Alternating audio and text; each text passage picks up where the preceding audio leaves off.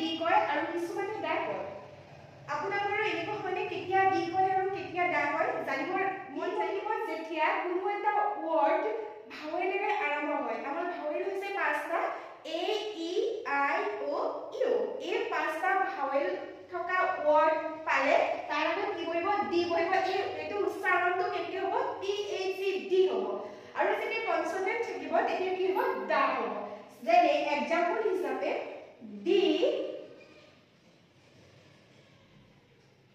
ink I to হৈছে vowel ইংকৰ আগত T H ই বহিলে ইয়াক ক'ব ডি বুলি ক'ব ইয়াক দা নকয়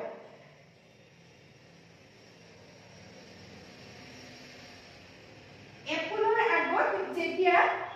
টি এইচ ই থাকিব তেতিয়া হেতুকো ডি বুলি ক'ব কাৰণ কিয় এটো হৈছে আমাৰ ভাৱেল সেম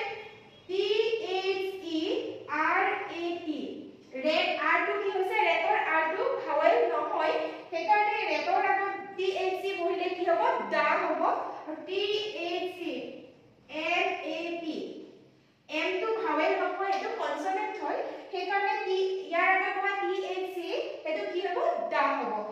আশা কৰিছো আপোনালোকৰ কনফিউজ দূৰ হৈছে লগতে এতিয়া আপোনালোকৰ প্ৰনাউন্সিয়েচন কাৰেক্টলি কৰিব পাৰিব থ্যাংক ইউ